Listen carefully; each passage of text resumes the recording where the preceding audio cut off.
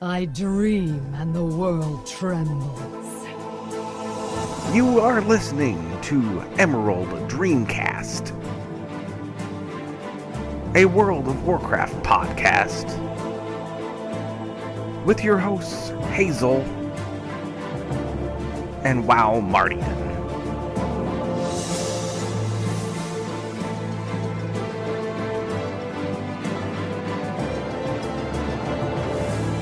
Hello, ladies and gentlemen. Thank you so much for being here on our first podcast. That felt good. Been waiting to do that for a while now. Yeah. So let me introduce my co-host, who I think is still on the line. Hazel? Hi, I'm Hazel. It's Hazel. So thank you again. Like I said, welcome to the Emerald Dreamcast. It's been a long time in the making. We've been talking about this in particular for the past couple weeks about making it really a thing, and to finally debut it, everything that we've talked about and the intro and all that stuff, to share it with you guys after just like keeping it to ourselves for so long. Very exciting, and we're just ecstatic that anybody showed up. So thank you guys very much. Hazel, what can? This is Hazel. Hi. Hi. Mine. Okay. All right. We're easily distracted. Hazel has been a friend of mine for a while now, and she has an amazing YouTube channel. If you guys have not seen, go to her YouTube channel. It's Hazel and WoWMartiean, correct? That's it. That's the one. YouTube / Hazel and WoWMartiean. Great stuff. Her content is actually, this is how I first found her, was just I saw some of her videos and they were so high quality and you could tell there was a passion there, and I was just like, you need more views and you're just doing awesome and I think you're great. So we kind of got talking that way. And she also does great live streams. What's your schedule? Is it Monday through Friday? I do Tuesday through Sunday, basically. Weekdays are 8 p.m. to 12 a.m. Pacific, and then weekends just kind of happen whenever. And sometimes we do Friday afternoons as well, but that's all PvP with very harsh language. It's a little bit of a different thing. It's crazy. That's nuts. It's Hazel Nutty. Hazel. Yeah, there's Hazel from Hazel Nutty Games, and there's Hazel Bro. Wow, folks, I'm learning stuff. Yeah. So, but first and foremost, we want to talk about, the nature of this podcast. Is it a World of Warcraft podcast? There's plenty of World of Warcraft podcasts. The main things that we want to talk about here are a lot of, I think we're going to be somewhat more positive. Not that other ones are negative, but we really want to talk about the love that we have for this game, because she and I have been playing. How long have you been playing? I started playing right around when the ICC patch came out for Wrath, so whenever that was. Okay. At least 5 years ago, if not more. Okay, and I started in vanilla about 6 months before BC, so it's actually July 5th this year will be my 10-year anniversary, which is absolutely insane. So, but we've both talked a lot. I mean, here it is in a content drought, let's be honest, and we continue to play, and we continue to find things to do, and we are probably the distinct, kind of hardcore fan base that this game has. And there's plenty of us out there that continue to play this game regardless of content, current content and all that stuff. And we find things to do. We always find things to do. We don't, I mean, something actually just occurred to me when you were saying that. Have you ever unsubbed from WoW? Yeah, actually. And that's what I was gonna say. We're not generally the ones that unsubbed from the game, but, I have only unsubbed once that I can really remember. Maybe twice, one time like for a week or something. And then another time, the only real significant time was in Cataclysm when Rift launched. And I can't remember exactly when that was, but I played Rift for 2 months and came back to World of Warcraft. So that's the only time I've really significantly had any kind of unsubbing going on. What about you? Never. Never. Absolutely never. See. And I'm thinking now, and I think it's been 8 years since that Wrath patch, approximately, because I remember being, maybe 7 years. I remember being 16 years old and in high school and just really excited to play this new game. Well, it wasn't new, but to get into this game that all my friends were talking about so that I could actually participate in their conversations, because I had no idea what they were saying. and it's been 7 or so years, and I just never unsubbed. The closest I ever came was some point in Mists of Pandaria. It was during the Siege of Orgrimmar drought, and Dark Souls 2 came out. And I went a little hard on Dark Souls 2. And I considered unsubbing because I almost couldn't find time to pick my potatoes in WoW because that was all I was doing. But I still found time to pick my potatoes. Right. And then the WoD beta came out, and here we are.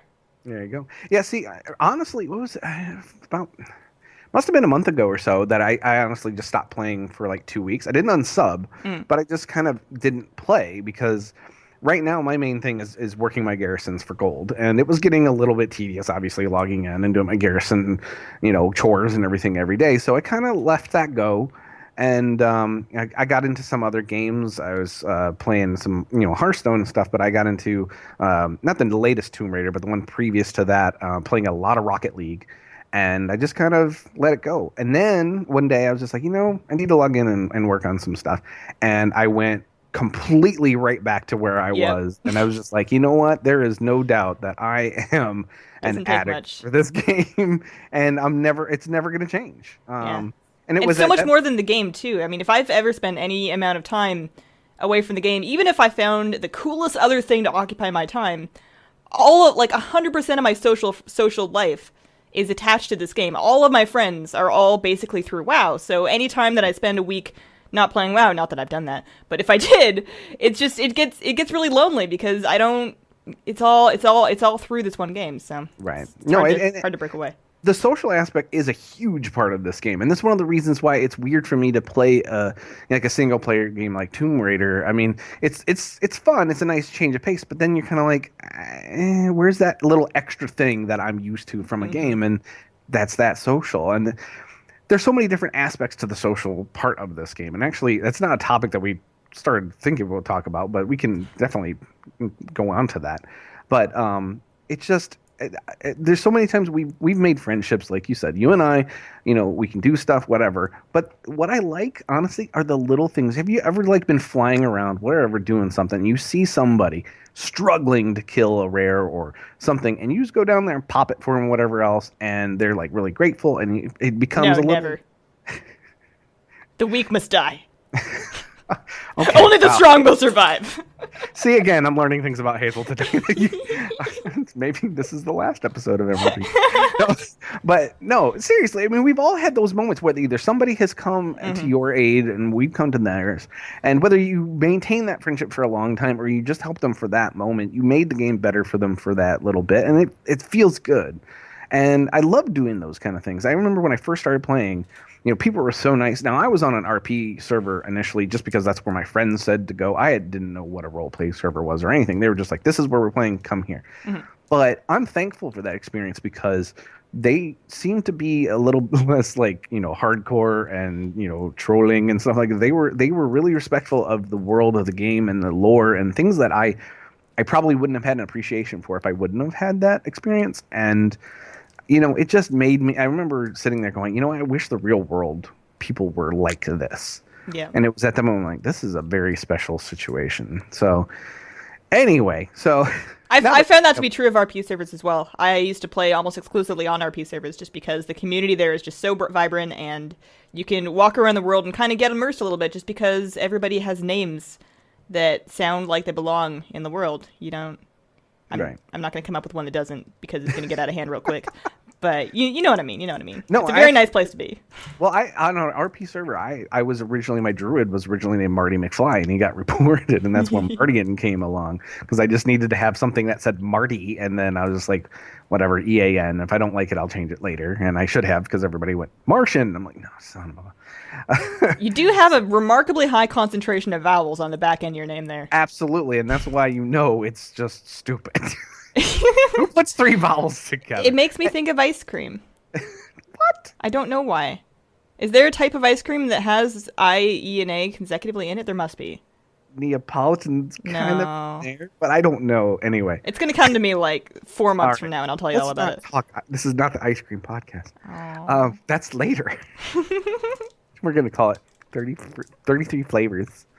No, okay. So, but what we want to talk about, honestly, initially is, like I said, you guys probably, I mean, I've got a YouTube channel and I stream and stuff like that, but I don't want to get into that. What I want to talk about first is, again, we were talking in pre-show how long it's been that this podcast has been like in the back of our minds. And initially, this podcast was going to be one of many people. It wasn't just going to be the two of us. It was going to be four of us.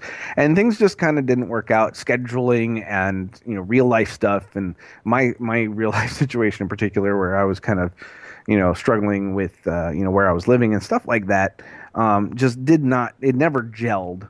And so, but Hazel and I have talked off and on about doing something like this for a little bit. And in particular, like I said, about 2-3 weeks ago, I approached you, and I really think, now that I think back on it, it was when I came back to WoW after that 2-week hiatus, and I was just like super pumped and really jazzed to be back, and like I said, realizing how addicted I really am. And I'm like, you know what? It's just time to face it. As much as there's a ton of WoW podcasts, and everybody can sit here and say the game is dying because this terrible expansion and lack of content. I'm just like, I'm having a fun time. I'm doing my thing, and I'm doing stuff that I never thought I would do, and I'm doing all right, and it's not so bad, and I wouldn't mind talking about that. I knew exactly who to go to talk to about that. So yeah, it's been 2 years that we've had this idea in mind. That's so crazy to think about. Whoa. That's such a long time. You were quiet. What happened? Oh, I don't know. I didn't touch anything. You got super quiet on my end. Maybe it'll come back. Sometimes that happens. If I just keep talking, I'll keep making words for a sec. Yeah, no, I think it's back. Pickles? I think it's fine now. Okay. All right. So, but yeah, 2 years in the making, and we finally have this podcast. And I have to say, kudos on the name, and that was all Hazel. I mean, we were trying to come up with names, or we were supposed to come up with names, and basically we got together and talked about names and stuff, and she laid out this one and one other one. Well, we got together, and I was like, "What do you have?" And you're like, "Nothing." Okay, I was gonna get to that. Let me praise you first, and then we'll come back to me. But no, it's seriously, I really didn't have anything, and thank God. And I really don't think I said that first. I was like, Emerald Dreamcast, brilliant, that's amazing, because I got nothing anyway. No, but I do love it. It's amazing. I think it's perfect. We both play druids, so it works. Those are actually our two druids. You can see on the screen there, giggling away. Yes, absolutely. So, and then the amazing logo that we have. So that one's less good. That's a work in progress. She did that as well. So, but yeah, so it's been a long time coming, and we're really thankful to be able to do this. Like I said, we've wanted to for a long time, so it's neat that it's actually a thing now. And again, the continuing 2 years in the making, and today, of course, Monday is our first show, and then yesterday, wouldn't you know it, my PC was acting kind of funny, and my C drive died on me, so I had to go and get a new C drive and just put Windows back on, and did you have to reinstall everything? Everything. Oh no! So starting from scratch completely. So did you have your add-ons backed up? No. Public service announcement: back up your WTF folder onto a thumb drive. Keep it in your desk. It's a real pain in the butt to set all that up again. It really is. I don't have too much that's too complicated, but you know what? I'm wondering if I can rescue anything off this drive. I'm gonna hook it up later and see if I can actually get it. The last time I thought I'd lost all my add-on settings, I actually literally cried. It was like right before raid night, and it was just a bad day, and I was trying to get everything together to raid, and I just like couldn't even do it. And then I think our powers went out. It was just a bad day. Okay, but, not good. Good. So yeah, so that happened, and then I finally got that situated. Everything's getting set up. Windows is good. I'm downloading everything, getting WoW and everything back on. And we had some rain here, and I'm actually, my office currently is the basement of the home that I'm in with my girlfriend and her mom, and we have two windows that tend to leak a bit if it rains or whatever else. Nothing dramatic, but enough. And I was like kind of monitoring that, no big deal. And then I just looked up, and right in front, or actually behind my computer, was a massive just pool of water. And it was encroaching actually real close to my power supply and everything else. Holy crap. In fact, again, we'll this is not going to help anybody else in terms of like the audio version, but if I get this to move, there we go. You can see, there we go. That's a bit. It's not much, unfortunately. I could have had a better picture, but you can see lots of water. You can see the thread of an alligator climbing up that hole. There's no alligator. Stop it, guys. Right. So you can see, it was like, it really, for the past 2 years, it's felt like somebody did not want us to do this show. Mm-hmm. So in true Hazel and WoWMartiean style, we're basically just like, screw you. We're gonna doing it anyways. Tempting fate to do it live. That's what we'll do. Yeah. So anyway. So yeah, so that's, and what else do we, I can't remember what else we were going to talk about. So do you actually still have water encroaching across your floor at this moment? Yes, right now. It's right there. Now, I went and got a wet vac today. I'm looking at it right now, making sure it's not getting too close to my PC. But I did get a wet vac today. And it seems to be stabilized. It seems to stay in the same place. It doesn't. You don't have little goldfish working their way over. No, that'd be cute. Actually, that's a good idea. I might have to do that. Oh, look, Nemo. Anyway, so, but yeah, like I said, it's been kind of crazy. So we're very glad to finally be doing this. I'm so excited. Well, I mean, and let's talk about, I mean, in terms of WoW podcasts, like I said, there's a ton of them. And like I said, there's a ton of people that are just like, yeah, that game right now, it's boring. I'm unsubbing, blah, blah, blah. But, I mean, what keeps you playing? I mean, particularly, we talk about, in fact, we can go into our first topic, basically, from this. Content drought, obviously, and a lot of people not liking the expansion. But regardless of that, we've had, 6.2 was how long ago now? Let's Google it. It was a long, long time. Been a year, I think. And, no new content. Now, I see one thing that I think doesn't bother me about that as much as it may have used to. I know it used to, because we've been dealing with this at Wrath, Kata, Miss, that last patch taking forever, is I don't raid anymore. So it doesn't affect me as much. Mm-hmm. This was the first time that I've actually, like in the past, this is my first expansion that I've actually raided almost the whole way through. In Wrath, I had just started, and then in Cataclysm, I kind of casualed about, and then in Mop, I casualed about even harder. And this is the first time I raided all 3 tiers, or 2 tiers, or 1 tier, whatever, in Warlords. So I actually got to really understand what it is that people talk about when they say, man, this content drought is killing us. Like, there's nothing to do. This raid has been out for too long. I never really understood that before, because I was just running around collecting butterflies, literally collecting butterflies and leveling alts and whatever else. But this time I was raiding, and I got to really experience that slow eventual burnout as you enter the same raid instance for the 72nd time, and you kill the same raid boss for gear that you haven't needed in a long, long time. And I got to kind of experience that this time. And I think I understand where people are coming from. It does get kind of tiring, but the thing that our guild did was we just found a time that we had pretty much gotten everything we were going to get, and then we said, you know what, let's just call it. Let's just come back in Legion. We'll take a break, and you can keep playing if you want. You can do whatever you want. We'll be back for whatever comes out next, but we're just not going to keep putting ourselves through this.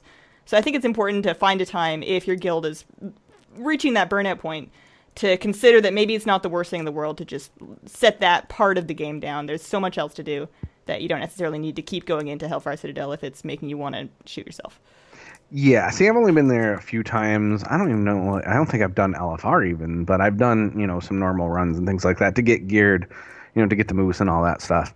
And I don't know. It just doesn't do anything for me. It doesn't, think back to the raids that we used to do and the stories attached to them and stuff. And this one just it feels like you're just going, paint by numbers in a raid. And so it didn't really interest me. It had some really neat fights. I really enjoyed the fight mechanics of it, and I had quite a bit of fun in that aspect of it. But I'm really sick of dark, gloomy raids. We've had a lot of them. Pretty much everything except for Heimal in Warlords of Draenor was very grim. And I'm really excited about the first tier of Legion because there looks like there's some very pretty raids that have kind of a brighter aesthetic, and I think that's going to be a lot of fun. But as far as actually having things to do during this really long patch, I think there's lots of things to do, but Hellfire Citadel is not necessarily the best one to be occupying your time with. I mean, obviously, if you're enjoying it, if you're one of those people that likes gearing up a number of alts and trying out different raid playstyles and trying to become the best at them as you can, then Hellfire Citadel's great, but it's very easy to burn out in fights like that, so there's lots of other stuff. Keep yourself busy with. Absolutely, and that's what I was going to say. I mean, beyond, you're really doing a lot with PvP as well these days. That's been my saving grace, basically. When you, I would say solo play. I don't know how often you play by, Play by yourself. Oh God.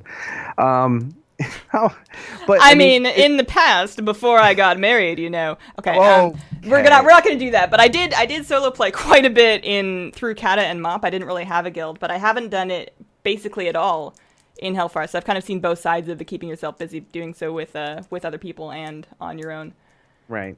Is there one main thing that you're looking to accomplish while we have this downtime? Is there a mount or anything in particular that you're just trying to achieve? Well, I haven't really started yet because it's going to mean stopping PvPing for longer than an hour.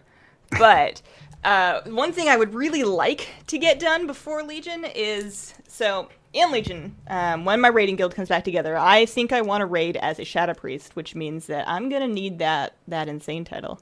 I'm going to need to be Hazel the Insane, the Shadow Priest with see, I keep thinking about insanity. doing that. It's going to be too good. Yeah.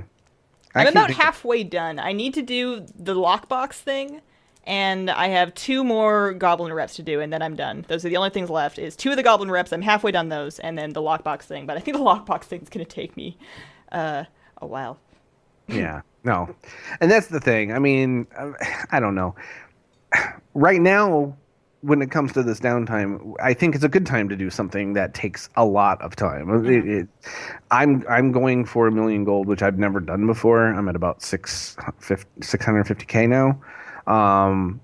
And I never thought I would do something like that at all. And honestly, of course, if it wasn't for garrisons, I wouldn't be. I mean, it's a total cheat, so I'm not going to pretend that it's not. But it's still something that I never thought I would achieve in this game. And again, coming up in 10 years, I've done a lot of different things. So it's kind of weird to think that the one thing that I never thought I would ever come close to accomplishing. Because before this, the most money I ever had was 130k. Mm-hmm. And that was in Kata. I basically went for 100k just because I was like, I want to say I made at least 100k once. And then I bumped it up to 130 just so I could do that and have a Sandsails Drake at the same time. So. Right. But that's it. So now 650, and just gonna keep pushing and see what happens. It must not take very long. You have you're one of these people just like me that has a fairly insane amount of alts. Yes. And do you have garrisons on all of them? Well, my horde server, I have 11 ones that have level 3 garrisons that are completely decked out with treasure hunters and everything. So that's basically what I've been doing. I'm starting to expand onto my main alliance server where I have 11, one of each class, to 100 as well, and I'm starting to work on those as well, just tweaking them here and there, making sure I get my weekly followers from the inn and stuff like that. I'm not going to worry about them being level 3 garrisons for a while. I just want to get the followers and stuff, because a lot of them I powered level. That's the most time-consuming part. Yeah. I mean, most of them I powered leveled through the way, there's a video that on my channel about how I power level with the elixir of the rapid mind and stuff like that. So it's really fast, and then I don't, in the process, like when you first level, you don't walk around and end up picking up followers randomly here and there. So they don't have a lot of followers. So, and like we've talked about, just you and I, it really, most of those followers are kind of junk anyway. They're kind of nice filler, but eventually you'll deactivate them anyway for the ones that you want from the inn anyway. So I'm just kind of slowly working those. And I'm finally working on the shipyards, which I hadn't touched at all, because shipyards are such a good source of gold. They're such a pain in the butt to set up. Especially with the spam rebuilding ships to try and get the good ones that you want. It's so irritating that I've only really done it once, but it's so much extra gold. It really is, and that's why I thought, you know what, I'll get them going, kind of see how they are, and I've got them all running on 11 tunes on my horde server, and You're gonna have your million within like another week. But no, most of them are really casual. A lot of them haven't even got. I mean, actually, only 2 of them have the command table in their garrison at this point, so it's a slow, because I mean, a lot of them don't have a real good source of the oil anyway. That's the worst part, is to really get a good self-sufficient shipyard, you need to do enough dailies in Tanan to get to Revered with Hand of the Prophet so that you can get that oil rig running on the shipyard. That's the real self-sufficient point, and it's annoying. Right, and so that's why it's like, if I get a couple hundred gold from it, I've gotten a little bit more here and there, then it's all bonus, so I'm not gonna worry about it too much. I mean, the main things are gonna still be the garrison gold from Blingtron and all that stuff. So, but so that's the main thing I've been working on. So here's a question for you though. Yeah. When you have your million gold and you've done it, you threw a party, you tweeted about it, you called your mom, what are you gonna spend it on? Well, the first thing I want to do is get the Spectral Tiger because it was one of the mounts that I've always wanted, even way back in vanilla. And I saw somebody running around it, and I'm like, damn, that's nice. So, and I don't know if I'd worry about that as much, but since I've gotten a lot of the mounts that I want to now at this point, because there was a string of time last fall where I got it was Ashes, Invincible, and Mimiron's Head in about like 3 consecutive months. Wow. And those like were the just end all be all mounts for me. And so once those kind of happened, I'm like, I don't know what else I'm gonna do now. I was tending and farming them forever, and they just kind of all. But when you talk about alts, I mean, I was running 11 of them pretty much on all those different raids every week, and I learned how to be able to just solo by myself, set myself up so that I could have a lockout on those last bosses on each one. Well, it doesn't matter for Ashes, but Lich King and Mimiron's Head. So one of these days I need to do a video about that because I don't know how many people know about that. But it was easy for me to just go in and do that last boss on 11 different tunes, and that obviously is probably more than likely the main reason I got it because I just upped my odds. Yeah. So yeah, now that that's done, I think that's the only mount that I still kind of have always wanted. So I'll do that, and then little other things like what's the Travelers? Traveler's Tundra Mammoth. No, I have that one. Sorry, Grand Expedition Yak. Yes, thank you. And I really don't need it. There's no. Oh, you do. You 100%. Do I? It's so convenient. Does it have the transmog on it now? Okay, because I knew they had to switch that. Okay, all right, I might do that. So yeah, I'll do a lot of little things that I've always wanted to do like that. Maybe I'll toy around with the black market auction house stuff like that.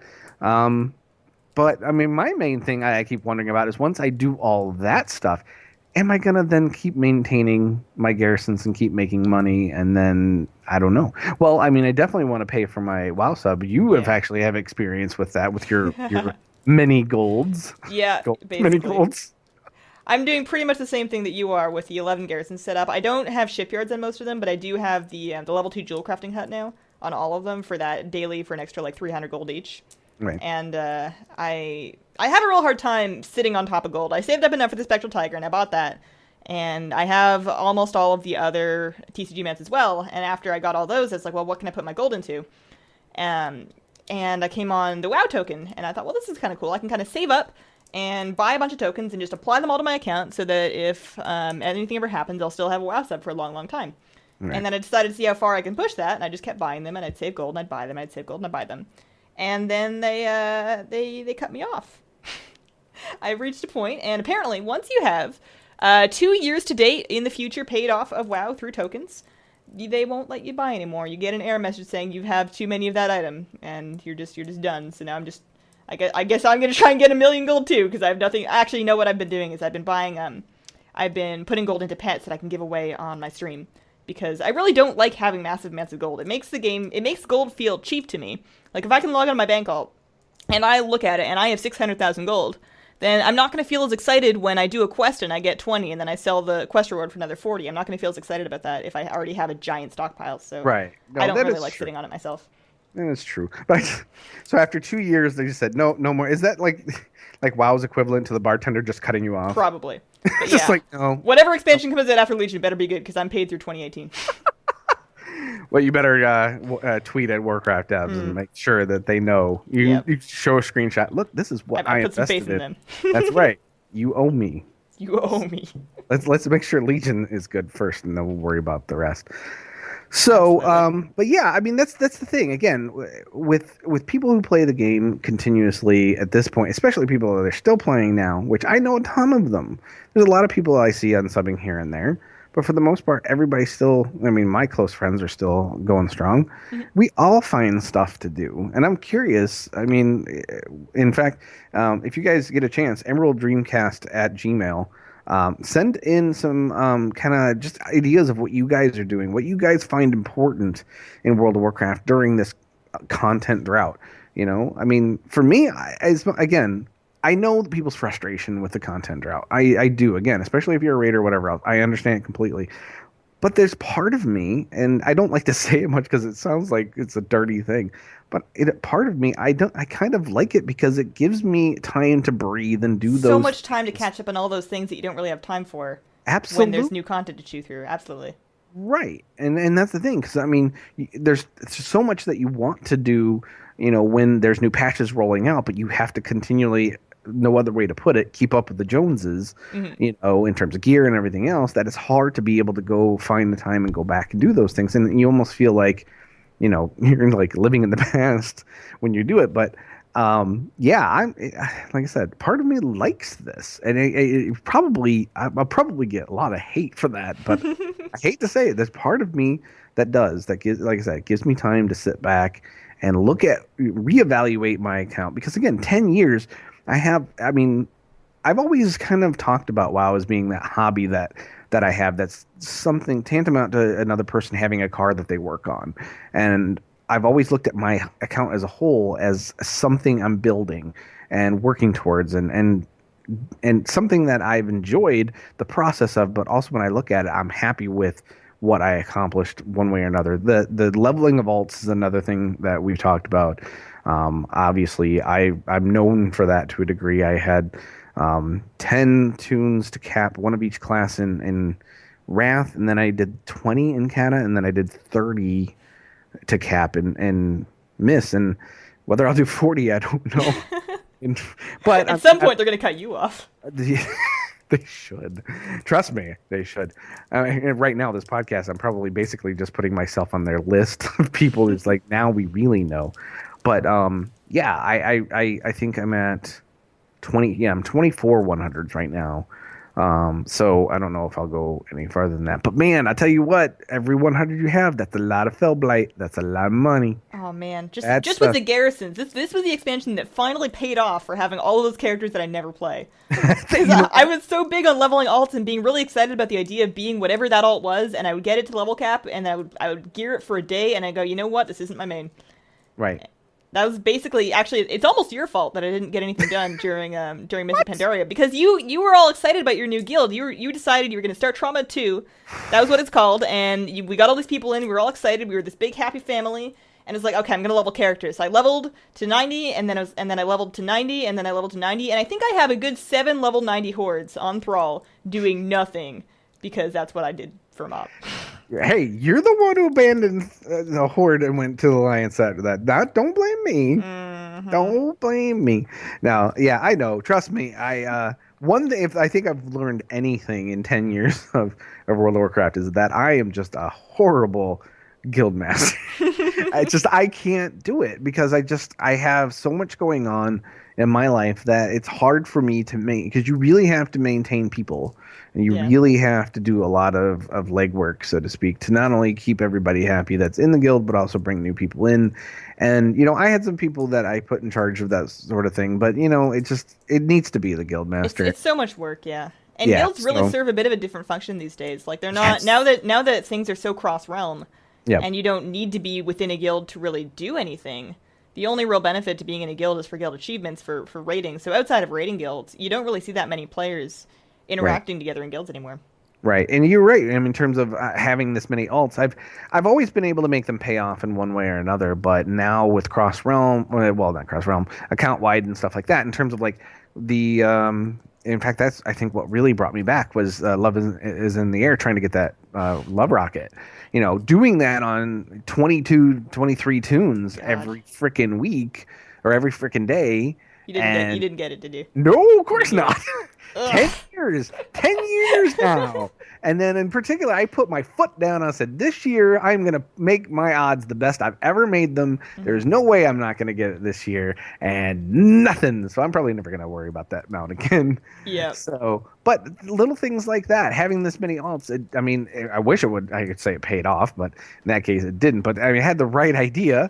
And garrisons... It's definitely paying off for you in gold now, though. Absolutely. I would never be doing what I'm doing without that. So, yeah. And what was I going to say? It totally just went out of my head. But yeah, for once, my alts... I've always appreciated having my alts for different things. But this year, I think, or this time in this expansion, I don't quite look as crazy. Maybe it looks like I knew what I was doing all along. You planned it. 100% Yeah. planned. Oh, absolutely. Garrisons, I knew about those. I Mm-hmm. knew they were coming. I said guild housing. I'm like, nah, guild housing, dog. No, there's better coming. Garrisons. No, sorry. I actually hated garrisons when I did. I absolutely hated I garrisons. thought garrisons were the coolest thing when they first launched. I was so excited because you remember when Warlords launched, and there were all of the server issues, and they were just like Yes. billions of people, and you're flying around Shadowmoon Valley, or you're running around Shadowmoon Valley trying to kill crows and trying to plant your flags to get logs. And there's 19,000 people fighting you for them, and then your server's lagging. And that moment where you turn in that quest, and all of a sudden they all phased away, and it was just quiet. And I immediately /left trade chat and /left general chat, and I just kind of sat in my garrison being like, "The space is mine, and none of you can get in. This is my fort." That was just such a cool feeling for me. And then the fact that I could set up my missions and then still be kind of accomplishing something in WoW while I was gone, I thought that was really neat. And it had some good ideas. It was just too central to the whole thing. And once you've done it once, it started to get older and older until we got to the point where we have now, where everybody wants to burn them down. Right, and that's exactly what my issue was. There was no getting around doing a garrison. If you were going to level a character, you're going to play.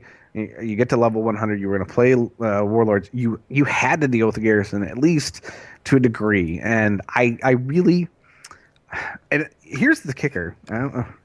I don't know if we really want to get into. We're just like we're totally off the scope here, but I really don't think that's what they were supposed to be. I mean, if you remember, garrisons were supposed to be able to be put anywhere in Draenor and everything else, and then it all became centralized. I think things really. I don't know, but one of the reasons why I hate to say it, Legion Warlords is the way it is, and why it took so long from Mist to Warlords is garrisons. I think that was such new tech and new idea that they had a lot bigger, a lot more on their plate than they anticipated, and it just has that feel of something that just kind of grew out of control. Yeah, I really think it did, and like I said, making it so mandatory makes it really feel like that. So anyway, so we've talked a lot about what casuals do, and I still say, I'm going to throw this out here. I still say a tagline for this podcast is that we're hardcore casuals. I think that's an amazing thing because we're hardcore about being casual. I mean, I level characters. Don't tell me 24 100s is not. That's not casual. No, that's not. hardcore leveling, and that's what I'm saying. Something that you look at as something very casual. But somebody takes it to the extreme to the point where it's really not casual at all. I mean, you do a lot of pet battles and stuff. If you check her videos on our channel, like I said, amazing stuff. And she's like hardcore pet battler. And you don't think of hardcore and pet battling together. But I believe that's where those terms kind of are misconstrued. Maybe one day they will. Blizzard's going to add a spectating UI. They're going to make a BlizzCon tournament. I'm going to be a champion. Pet battling esport. I want it, man. I want it. I want it real bad. If they added a spectating UI, then I would put on my own tournament. I would be the GCD TV of pet battles. Well, there we go. Find people to fight for me, but there's just no way to do it right now. There we go. I have a few ideas. See, if we just put our heads together, we could come up with some good stuff. Yeah. Yeti racing. Let me talk about that a little bit. Mm-hmm. You're wondering what I'm talking about. In Kunlai. Okay. And I've actually done this for a charity stream. When I was on the Epic podcast, we actually did this for their 24-hour charity stream. In Kunlai, there is a quest where you get to ride on the back of a Yeti. And you go out and kill some Hosen, and you come back and you turn it in, and that's it. But if you do it, excuse me, I got a cough, and I'm like, where's my mute? There we go, not in your ears. If you do it, you can actually be phased and you can run around all of Kunlai. There's no NPCs or anything, but you can take that thing the entire way all around that zone. And it's a daily too, so if you do it once, you can still go back and do it. So what we did was we got a bunch of people, and they have fun jumping, animations and like going up the mountains and stuff is a very big challenge. So we took everybody, put them all way on the northern coast, back behind all the mountains, and said, okay, you have to get to the gate for the Eternal Blossoms and just go, and whoever gets there first is the winner. So I like Yeti racing. In fact, when they came out with the Yeti mount, in Warlords, I was like really excited. I'm like, oh my god! There's actually two on my channel. There's a series that I did with my friend Zarks where we do a lot of leveling and stuff, and we actually did 2 episodes with the Yeti. So it just feels appropriate to me that I have a Yeti mount, and now I do because I have the one from Christmas. Right. What? Yes. Grumpus. Minion of Grumpus. Minion of Grumpus. Yes. So at least I have that one. I'd like to get the one from the Challenge modes? Challenge modes, and that's one thing I think about every once in a while too with my gold, is I could pay for carries. Luckily I was lucky enough to get my Grove Warden through a carry, but it wasn't one I paid for. It was actually friends that were just going there like, come along. So I'm very thankful for that. But maybe for those challenge modes, if I want that Yeti bad enough, maybe I will. Mm-hmm. Yeah, that's another place I can throw my gold away.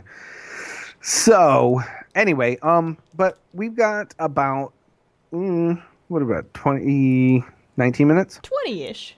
Yeah. So really. let's go and quickly talk. We talked a lot about WoW and lots of different things about WoW, but let's go on to actually the World of Warcraft movie, which will be coming out.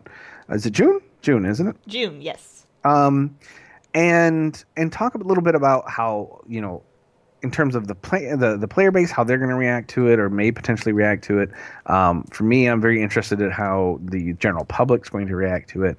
But first and foremost, what we've seen the trailers and things like that. What do you think about the movie? What do you anticipate from the film? Based on the trailer, I'm both excited and a little bit concerned because the Warcraft movie, it doesn't need.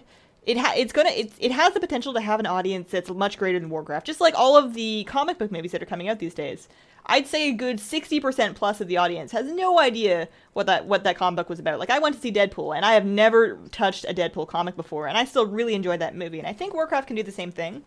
But they need to be really careful with their marketing and with the actual movie itself to make sure that somebody that isn't hardcore into Warcraft is going to still understand what's going on and have an enjoyable experience in the movie and sort of get the feel for the universe, while the hardcore fans still have things to appreciate about it. And right. I'm concerned watching the trailer just because it was like, all right, obviously the CGI looks fantastic. The CGI looks wonderful. I'm really excited about that aspect of it. And I think the actors and the directing is really impressive. But the shots of the trailer that we had seemed to really portray this really generic cliche Warcraft story of we are enemies, orcs and humans. We don't like each other, but we have to work together. Can we trust them? I don't know, probably. And we've seen that story so many times, and if the actual movie follows that line that the trailer set out, I don't think it's really going to be all that compelling because they're doing this thing where everybody's saying what they feel instead of showing it through their actions, and it looked cheesy. It honestly looked a little bit cheesy from the trailer, and I'm scared. I don't want it to be bad. Well, no, I definitely don't want it to be bad either. And that's where I think what your concern a little bit is, where they're going to have to straddle that line between placating the fans and then actually telling a story that is interesting to non-fans.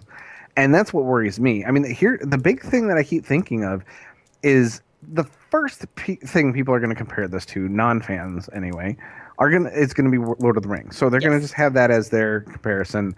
And if it's not going to be anywhere near it, they're probably just going to completely scoff at it initially. But my main thing is, are they going to be open-minded enough to understand that, the real crux of this story, one of the things that's great about WoW, one of the things I've always loved about WoW is that there's 2 factions, but no one is bad. Each one has their flaws and each one has their positives. Yeah. And will the general audiences accept orcs as anything but drooling monsters? I don't think that's going to be a problem. We saw a baby. So? We saw a little orc baby. I understand that, but everybody loves babies. I don't. But will people? You can't be bad if you have a baby. That's like movie rules. Especially when you say it like that. A baby. A baby. But no, seriously, will they go to the theater to even get to see the baby long enough to really get that I think so. I think the Warcraft has a big enough name and enough of the general population of America has either experienced Warcraft or known somebody that has, that they're at least going to be curious enough to want to see what it's about. I think it's going to get that initial exposure just fine. It's just a question of what people see. And also, people that go into it knowing that it's a big fantasy franchise, but not actually having played the game, they might be a little bit put off by how bright and colorful it is and by how huge the shoulder armor is and how, like, the general Warcraft aesthetic, from what I've seen from the trailer, they're following it pretty closely. Yeah. And that's very cool when you're familiar with it, but somebody that doesn't understand that Warcraft is a little bit cartoony might think it looks just weird. Right, and that's yeah, exactly. I mean, and that's where I think the comparisons to Lord of the Rings are going to start coming into play. I think the kicker will be people will have that curiosity, people will have that interest. It's a summer blockbuster, regardless whether you think it's a big name title or one that a lot of people would go to, based on a comic book like an Iron Man or something like that. It's still a big summer movie. Now, what I think is going to push it over the edge will be, besides that kind of curiosity, it will be the reviews. It will be people really talking about what Duncan Jones did. Because if people aren't familiar with Duncan's work, I mean, he's done some really, really critically acclaimed films, Moon in particular. And so if he could take this film and make it interesting like he's done with those films, and also for me, which is important, is show the love that he has for this world and for the game, which he has played, and he does. You can just watch him speak sometime. He definitely loves what they're doing, and I'm really glad they got him instead of just some random. In fact, that other guy that quit, Raimi, who was going to basically again make the orcs the bad guys. Yeah. That's one of the reasons they said no, that's not what this is about. So I think I'm really hoping that fact that we got a guy with a track record of doing critically acclaimed films. Will hopefully be able to bridge that gap from lots of different people and be able to give everybody a little bit of something. And again, take care of the fans, but also tell a story that's engaging for people that don't know this world. I think what a lot of the community is kind of holding our breath for is hoping that it's good enough to get a Frozen Throne sequel. Everybody wants to see the Arthas story. That's what people really want. No, agreed. Absolutely. That would be, that's going to be a good movie if that happens. They could make a trilogy out of that story. I don't want to say that because after The Hobbit. They're going to. Stretching stuff It could out. happen. Oh, that was one. I did not need 3 movies for that book. But I would absolutely love to see that whole story play out. I mean, it's just, we've seen it before. That's the only thing I worry about, though, actually, when people look at it. Will they just see Arthas and basically be like, wow, the dude's Darth Vader? I mean, yeah, I guess let's that's face true. it. So, and it's very kind of Romeo and Juliet, I guess. Well, not necessarily, not the best analogy, but So just because it's a classic story, though, doesn't mean it's not going to play out well on screen. I mean, Avatar was hugely successful, and for all the crap people talk about Avatar, I love Avatar. I think it's an awesome movie, and that's literally a tale as old as time. So yeah, no, that's true.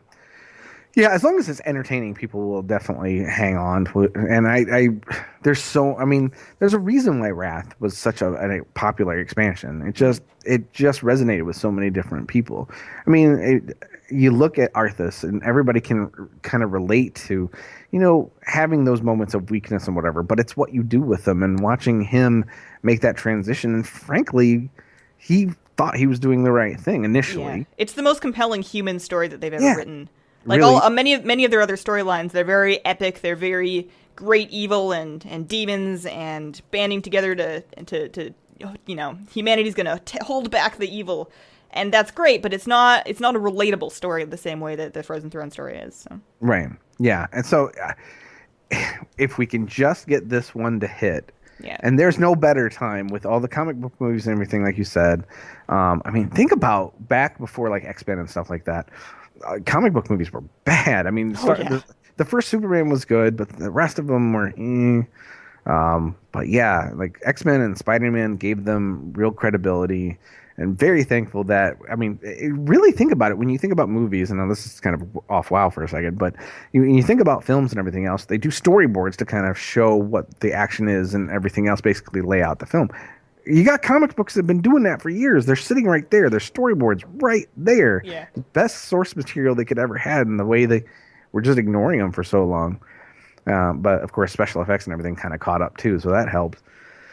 But anyway. So about the Warcraft, maybe specifically, exactly.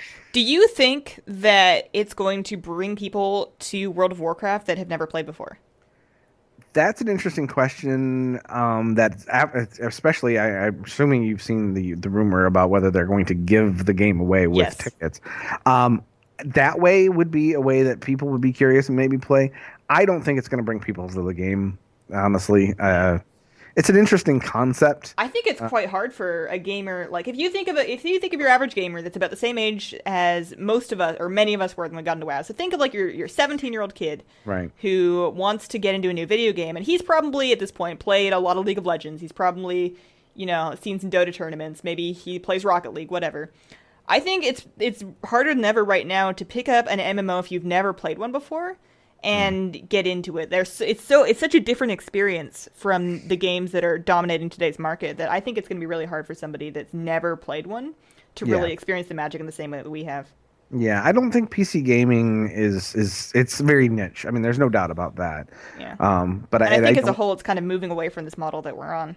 Right. Yes. And MMOs are let's face it, they're starting to die out too.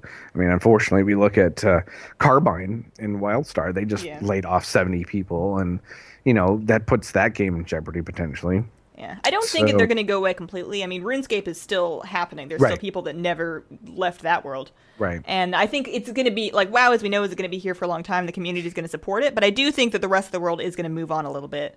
And it's going to continue to get harder to get new names into the game, which is a bit of a shame because for a lot of things in WoW, especially PvP in particular, the size of the community is hugely important to how the experience is. If there's a really, really small community and not that many people play anymore, it's going to be harder to find teammates, it's going to be harder to find good queues, and it's just not going to be quite as much fun. Right. Yeah. And it's like I said, I mean, I'm more concerned about seeing the movie succeed, and that's going to be difficult enough to hope that it's going to bring new players to the game. I think it's just too much. It's just this dream. It's just this dream that it's an amazing movie, and everybody talks about it, and everybody gets that pass. They come play WoW, and then Legion comes out, and Legion is just everything that everybody ever wanted. And then WoW just has 20 million subscribers, and everybody plays, and then we all hand out cupcakes. Well, that's the kicker, not the cupcakes. But the fact Legion will have to hit a home run to even come close to being able to do that. And, it needs to. And right now, I don't know. I'm in the alpha. A lot of the player base has kind of lost some trust in Blizzard after the whole Warlords thing. Because Warlords was the one expansion everybody came back for. Right. Right, yeah. And we also had that one. Well, and that's the thing. I mean, I understand the distrust and everything else. I do. My concern comes from more specific things. Like, for me, it was the garrisons that really hurt Warlords. For me personally, initially, anyway, now I'm loving them, but that's a whole different thing. But I mean, when it comes to Legion, what I would like Legion to be is more like Mists and the expansions prior to that, where it's just you go out and you level and you do the things that you used to do. To me, garrisons were kind of gimmicky. I'm worried about artifacts being a little bit gimmicky. I was just about to ask you, do you think the artifacts are Legion's garrison? Do you think that they put too much effort into making this new system a thing? And do you think it's going to be detrimental to the overall Legion experience? I don't think it's necessary because it's a little less intricate than that one was. I mean, it's still centralized and everything. So from that standpoint, probably. I mean, and that's what I wish they didn't feel like they had to do. People really poo-pooed. They poo-pooed on Mist so bad, but let's face it, that may be the last expansion of what we used to know WoW to be. Yeah. And we may continually have some of this other stuff. You got artifacts, you got the class halls, which I still don't know how those work. I mean, you got followers, but they take you out on missions, I guess, or you go out on missions. They did add new systems in Mist, but for the most part, they were very optional things. Like they added pet battles in Mist, they added the farm, and those are all things that you can never touch in your life, and you'll be fine. You'll still experience WoW. That's true, but they weren't too far off from what they already kind of had before. I mean, pet battles. I mean, it's Pokemon, and it's collecting pets and everything. For me, that's all it was initially. I didn't care about the battling part. But and then scenarios. I mean, let's say that's just like dungeons. Those are done. Those are done. But yeah, something so centralized, and there's no getting around them, just like no getting around garrisons in this. So that stuff makes me a little bit nervous. Mm-hmm. And I really wish it could be more like it used to be. Luckily, the leveling experience in Legion looks good so far. The zones are nice. I like the fact you can go to any zone and level through the zones how you want. For somebody that levels a lot of alts, that's going to break the monotony up. But yeah, I don't know. I want to be so pumped about Legion, but it's still so early in alpha. And I heard you were talking about on your vlog about how it's crashing and it's just not stable and it's very difficult. It's March, and a lot of people were really hoping this would be out in June to, go with the movie, and it's not. For the longest time, I thought for sure it was going to be out in June. I was like doing date math and looking at the Reddit posts of other people that did date math, and I was just sure. And now I just don't think it's going to happen. We're halfway through March. We're not even in beta yet. But you know what? Even if the raids in Legion are weird and the artifacts feel trapping and the PvP just like falls off the earth, I'm just going to be happy that I got my wardrobe. I just want the transmog wardrobe. I want that so bad. Yeah, no, that is going to be pretty awesome. But that looks like it works just fine. I think date math, all I can think of is just like Joe, 1 + 0 = just Joe. Oh, now that's bad date math, isn't it? That's my life.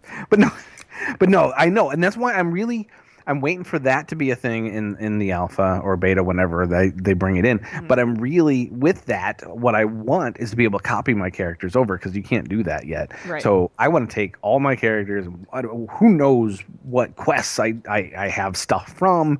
I can't imagine all the things over 10 years that I kind of have collected, even though I didn't actually use them or anything through quests and whatever else, that I have as options. And oh my God, I mean, and that's the thing. I wonder if there's going to be a percentage filler, like how sometimes there's like in like your pet battle journal, you can see which ones you have, which ones you don't have, and there's like an add-on that shows you the percentage complete.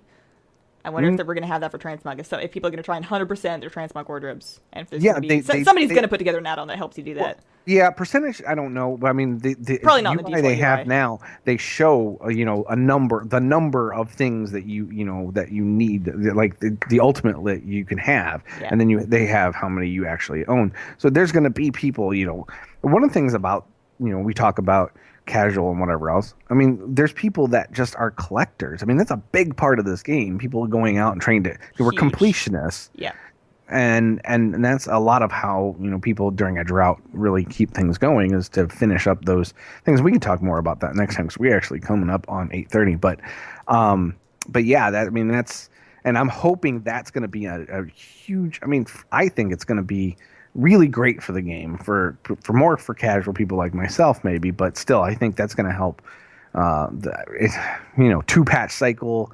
How long, of a patch between the last patch and the next expansion. I really hope they've gotten over that 2-patch thing by now. I hope they understand that they want to do the yearly expansion, but it's just not happening. Just accept it and give us an extra patch.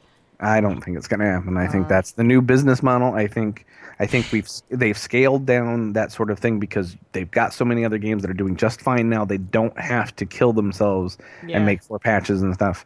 It's WoW is, I don't know. I don't think it's the we're not a priority anymore. We're not the bread and butter anymore. I mean, we are, but we're not. We may not be. We're not the future. That's not until my Pet Battle tournament launches. Sadly, Pet Battle Esports is going to bring WoW back.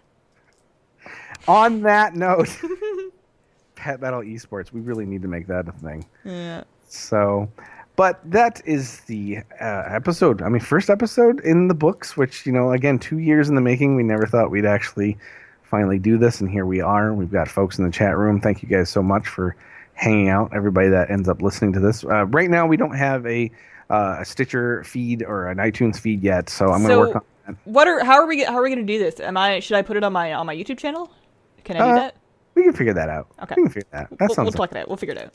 Exactly. So, but thank you guys very much for coming and hanging out. I mean, I really do. You just think about it. I mean, like a week ago or whatever. When was it? I think it was a week ago that I got it wasn't even that long. I don't know. But, I just got this Twitter account going and, talking about the podcast and everything else. And, you guys had no idea what to expect coming to the podcast, but you guys still came, hung out, and we really do appreciate you spending your time because that's one thing I will always say. You can spend your money and everything else one way, but you can always earn extra money. When you choose to spend time with people, that's really something special because it's something that you can't get back. And the fact that you Oh guys my god, that just blew my mind. sorry, but the fact you guys chose to take a little bit of your day and spend it with us, we won't take that for granted. We thank you very much for doing that. So, thank you guys very much. We're going to take off, and episode We'll be back 1, next week, though. That's right. Same time, Emerald same place. Emerald Dreamcast episode 2. We will be next Monday, 7:30 Eastern, 4:30 Pacific. We will be back here on the same bat time, same bat channel. This podcast is not just for druids anymore. So thank you guys very much, and we'll see you next week. Have a wonderful, wonderful day. Bye. Bye. You do you.